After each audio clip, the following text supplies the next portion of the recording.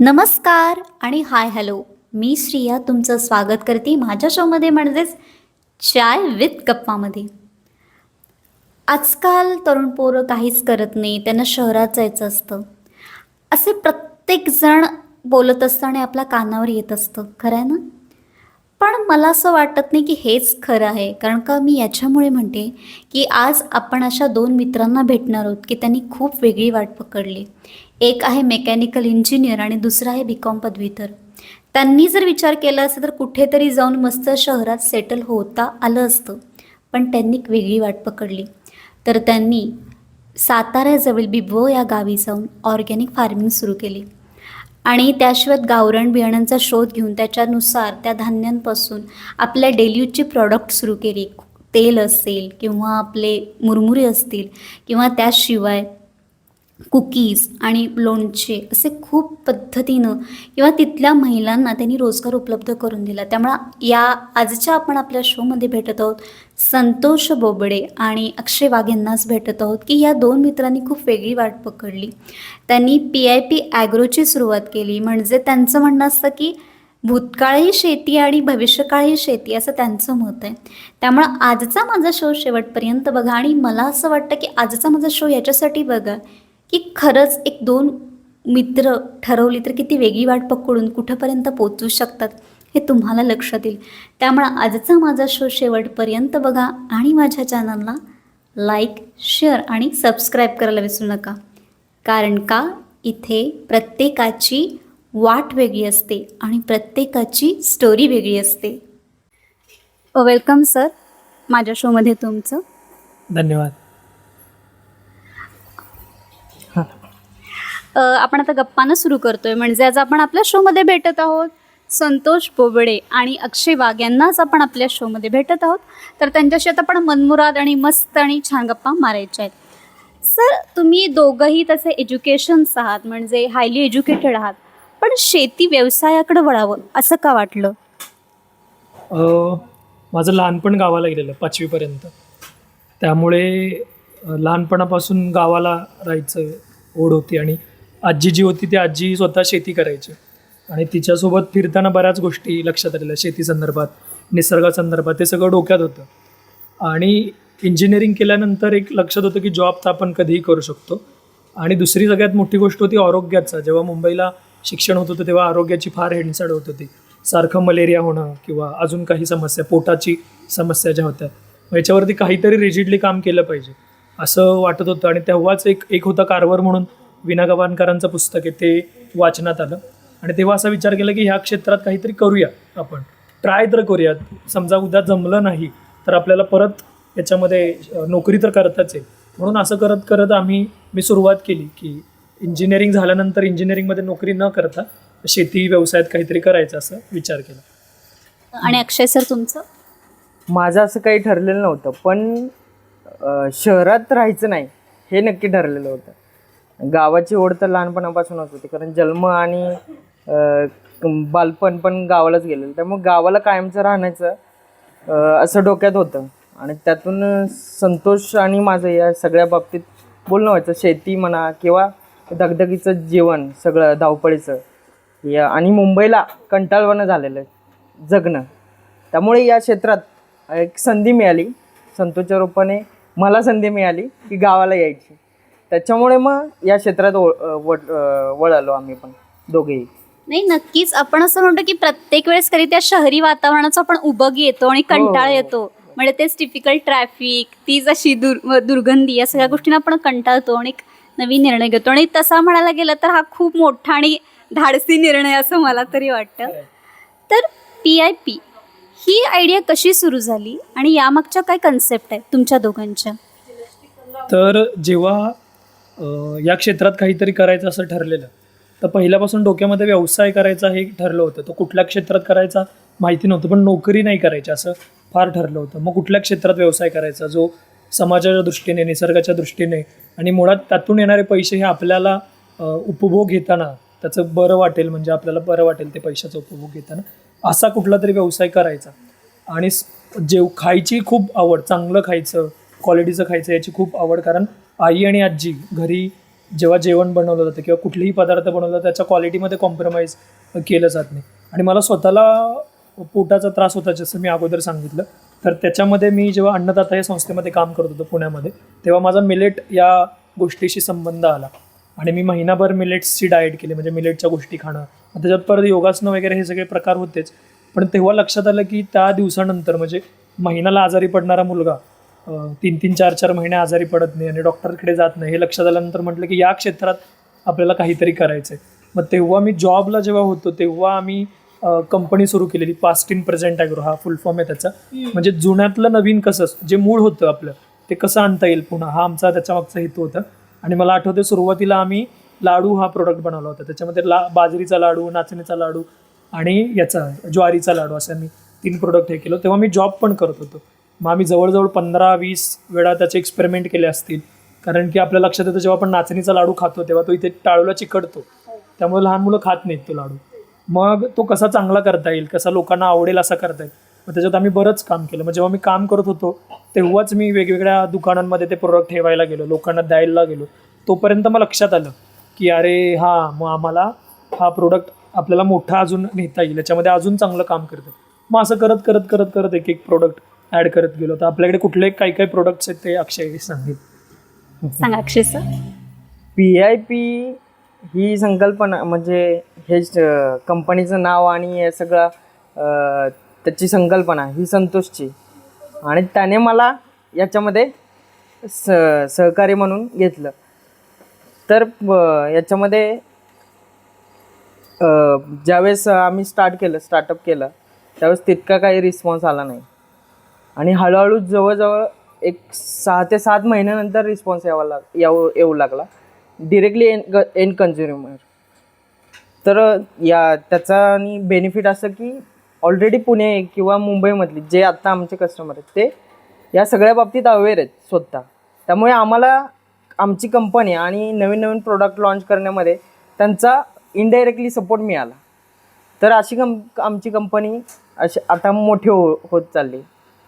नाही, आणि नक्कीच. आणि असं मला वाटतं की सर जसं म्हटले तसं पहिल्यांदा की लाडवापासून गोडापासून तुम्ही सुरुवात केली, त्यामुळे त्याचं आता थांबणारं नाही असं झालंय ते प्रॉडक्ट. मग आता मला लाडू कळले, पण आता काय काय नवीन काय काय प्रॉडक्ट्स आलेत तुमचे? आत्ता आम्ही जेव्हा सुरुवात केलेली तेव्हा आमचं लक्षात होतं की आम्हाला देशी गोष्टींवरती काम करायचं होतं. जे बियाणं लुप्त होत चाललं आहे, जे तांदूळ कोणी करत नाही आहेत लोक, ते परत व्हायला पाहिजेत. कारण आपण जेव्हा ऐकतो की भारतात एकूण तांदळाच्या 1,10,000 एवढ्या जाती आहेत, मग आता किती जाती आहेत तर आपल्याला हार्डली 10 जाती पण माहिती नसते. मग हे तांदूळ गेले कुठे एवढे? किंवा ज्वारीच्या जवळजवळ 23,000 जाती आहेत आपल्याकडे, आता आपल्याला 2-3 पण जाती माहिती नाहीत. मग ह्या जाती गेल्या कुठे?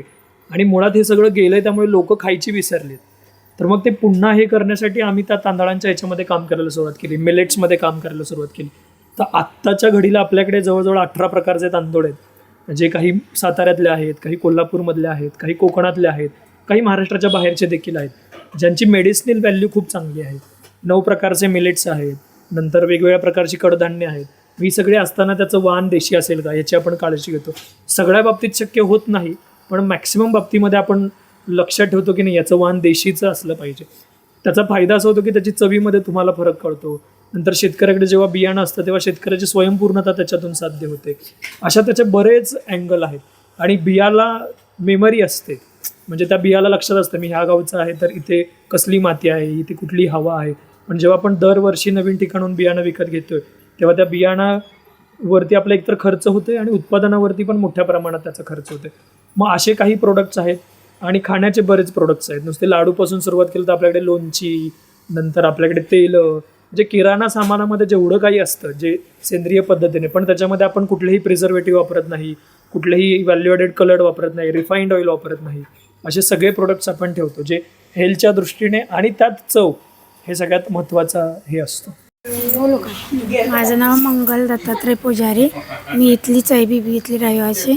संतोष अक्षय त्यांनी इथं ओपन केल्यापासून आम्ही 2 वर्ष इथं कामाला आहे. 10 जणी महिना इथं कामाला, त्याच्यामुळं आम्हाला इथं कामाला जवळ पडतं, छान वाटतं. आणि या लोकांनी आमच्यासाठी भरपूर म्हणजे सगळं गोळा करून आम्ही त्यांना साथ देत आलो कामासाठी. अक्षय आणि संतोष हे कामाचंच आहेत आमच्या, त्याच्यामुळं आम्ही इथं दररोज कामाला येत असतो. आणि कुठं बाहेर पडायला लागत नाही. इथून बसणं याचं असं मन नाही काय नाही. इथून गावातनं 10-15 मिनिटात आम्ही इथं पोचू शकतो.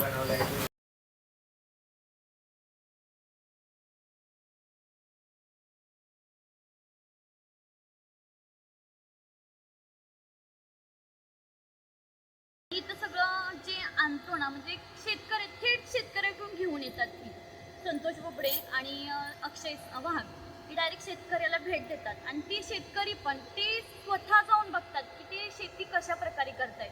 कृत्रिम खतं यूज करत नाहीत ना, मग ते सेंद्रिय खतावरचं जे असतं ना तेच सगळं घेऊन येतात आणि ते इथं मग आम्ही भरपूर प्रमाणात आता त्यांनी कस्टमर म्हणजे गोळा केलेत आणि आता मोठ्या प्रमाणात त्यांचा बिझनेस चालू झाला आहे. आणि इथल्या महिला ज्या शेती करून म्हणजे शेती करून रोजगारावर जायच्या ना, तर त्यांच्यासाठी तर हा महत्त्वाचं झालं आहे की त्या उन्हातानात जाऊन हे कष्ट करून दुसऱ्याचं हे करण्यापेक्षा इथं येऊन त्यांना माहिती पण खूप मिळाली की शरीरासाठी काय काय महत्त्वाचं आहे आपल्यासाठी. आणि त्यांना म्हणजे असं इथं पॅकिंग करणं, परत बाहेरून शेतकऱ्याकडून आलेला माल किती प्रकारचे प्रकार आहेत तेही माहीत पडलं आहे. आणि यांनी रोजगार पण उपलब्ध करून दिलं आहे ह्या महिलांसाठी.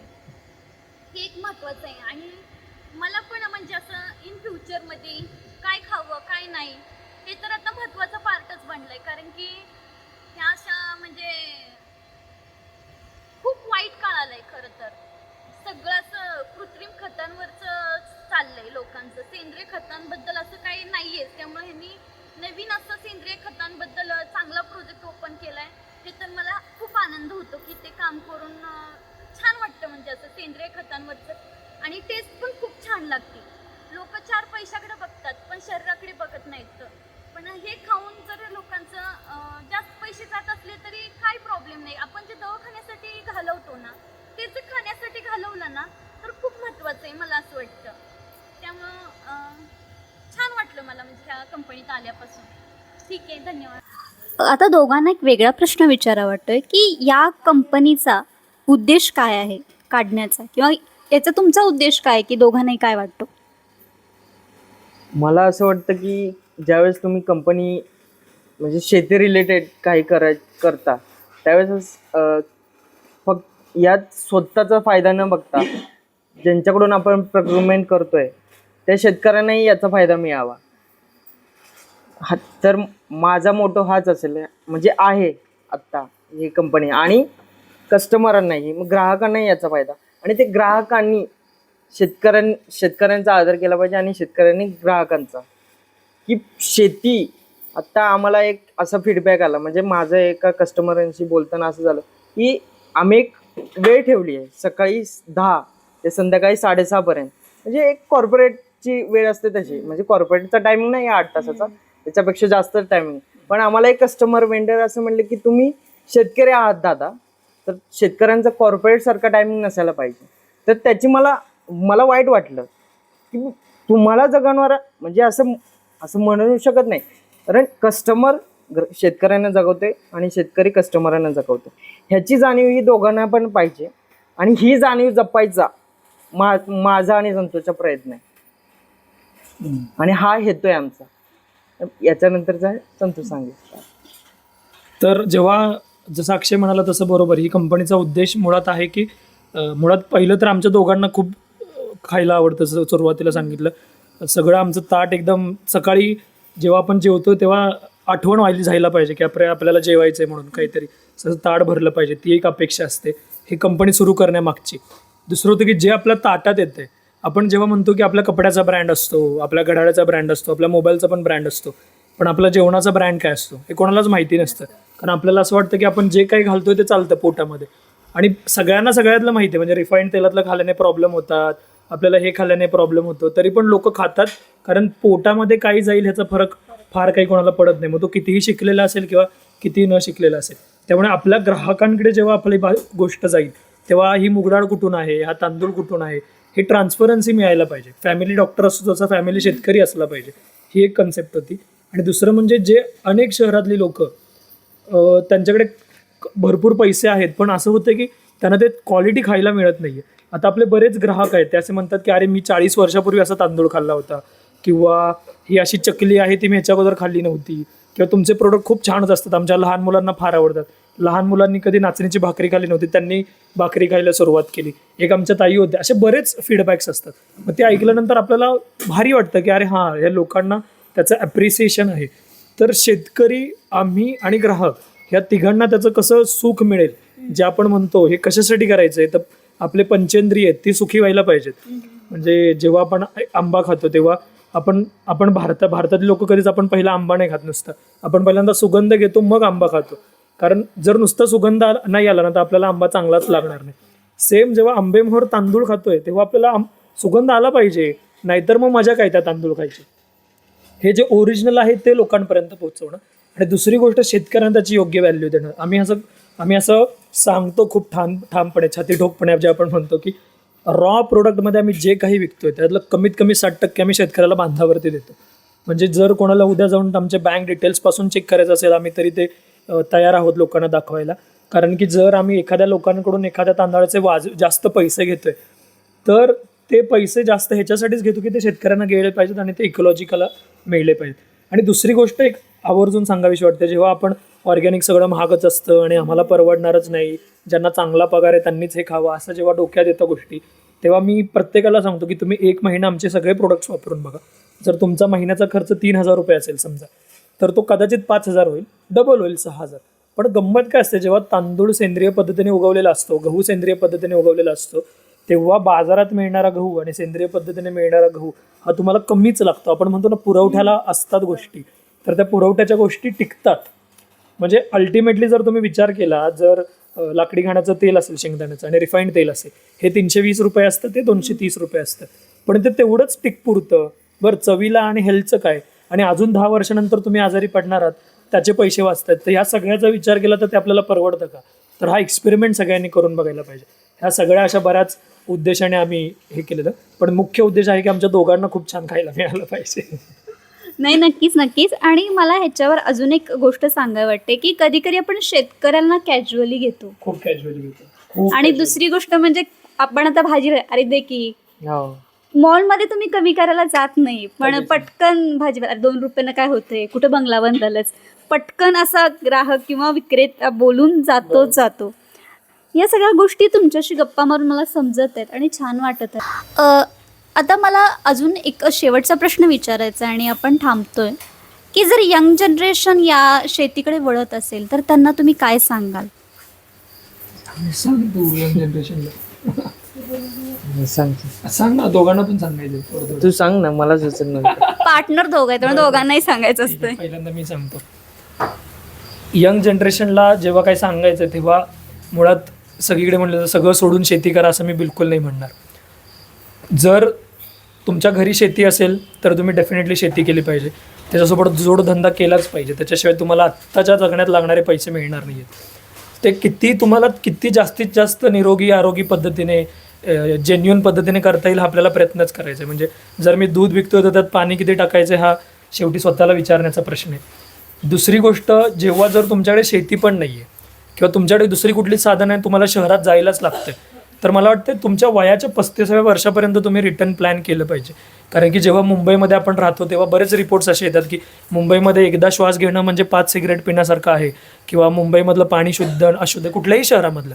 आणि मुळात एवढ्या गाड्यांचा आवाज ऐकून जो तणाव होतो, म्हणजे शहरातल्या कुठल्याच आईवडिलांना गावात राहणाऱ्या मुलांना शहरात पाठवायचं नसतं आणि शहरात गेलेल्या कुठल्याच मुलाला परत गावाला आल्यानंतर शहरात जायचं नसतं. पण ह्या सगळ्या ज्या सामाजिक गोष्टी आहेत ज्याच्या प्रेशराईज करतात मुलांना, त्याच्यामुळे मुलं खूप फ्रस्ट्रेट होऊन हे सगळं करतात, तरुण पिढी. कारण कदाचित त्यांना दिसतं की ऑप्शन नाही, पण तुम्ही बॅकअप प्लॅन करायला सुरुवात केली, खरंच तुमची किती गरज आहे महिन्याची, जर तुम्हाला 10,000 लागतात तर ते कसे कमवायचे, मी अजून काही 4 गोष्टी करू शकतो का, हा विचार करायला वेळ लागेल. कदाचित 5 वर्ष जातील, 10 वर्ष जातील, पण अल्टिमेटली मला गावाला येऊन माझ्या गावात आईवडिलांसोबत सुखी राहायचं हा विचार तरुणांनी केलाच पाहिजे, तरुण पिढीने केलाच पाहिजे.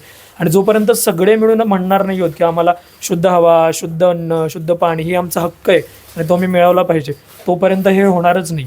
त्यामुळे मला सगळ्यांना हे सांगावंसं वाटतं की लवकरात लवकर तुम्ही त्या प्लॅनिंगला सुरुवात करून आपल्या गावाकडे परत या. कारण तो होमोसेपियन्स पुस्तकातला जो आहे युव्हान नोआ हरारी, तो सांगतो की सगळ्यात सुखी माणूस कुठला, जर आत्ता आपण सगळा इतिहास पाहिला तर तर तो म्हणतो जेव्हा शेती सुरू व्हायच्या अगोदर जेव्हा आपण शिकार करत होतो तेव्हाचा माणूस सगळ्यात चुकी, कारण त्याकडे टेन्शनच नव्हतं. आत्ता आपल्याकडे एवढ्या प्रकारचे टेन्शन्स आहेत, खूप टेन्शन आहेत. आणि मुळात मोबाईलचा चार्जर हलवल्यावर आपल्याला टेन्शन येतं, पण एखादा पक्षी एक्सटेंड झाला तर आपल्याला टेन्शन येत नाही. सॉईल बायोडिग्रेडेबल होते, आपल्याला टेन्शन येतं. तर आपल्या तरुणांनी प्रायोरिटी डिसाईड केल्या पाहिजे की पुढच्या पिढीला काय द्यायचं आहे. काका सांगतात की जर मी सगळंच पाणी माझ्या पुढच्या पिढीचं आत्ताच संपवलं तर कदाचित उद्या माझ्या पुढच्या पिढीकडे बंगला असेल, गाडी असेल, सगळं असेल, पण पाणी नसणार आहे. आणि ते जेव्हा मला विचारतील की माझ्या आजोबांनी किंवा माझ्या बाबांनी माझ्यासाठी पाणी नाही ठेवलं तर आपण काय उत्तर देणार आहोत. तर हा प्रश्न जरी प्रत्येकाने आपल्याला विचारला की आपण पुढच्या पिढीला काय उत्तर देणार आहोत, तरी मला वाटतं त्यात सगळं होऊन जाईल. अक्षय सर, तुम्ही सांगा. आता हे संतोषने एवढं सगळं सांगितलं तर मला एवढंच सांगावंसं वाटेल की तरुणांनी आपल्या गरजा कमी कराव्या, आणि ज्यावेळेस गरजा आणि त्या गरजा वास्तवाशी धरून असल्या पाहिजेत, तरच तुम्ही या सगळ्या गोष्टींपासून वाचू शकणार आहे स्वतःला. बस एवढंच सांगायचं. नाही, नक्कीच. आणि मला असं कधी कधी मला आठवते आपल्याला एक पुस्तकात एक धडा असायचा की एक आजोबा आंब्याची कोय पुरतायत आणि तो म्हणते की अरे तू आहेस तोपर्यंत आंबे नसणार आहेत, पण तो नाही म्हणतोय माझ्या पुढच्या पिढीला आहे. त्यामुळे मला वाटतं की आपल्या पिढीनं किंवा पुढं आपण काय देतोय, पास ऑन करतोय, हा आपण विचार करणं कधी कधी खरंच खूप मोठी गरजेचं आहे.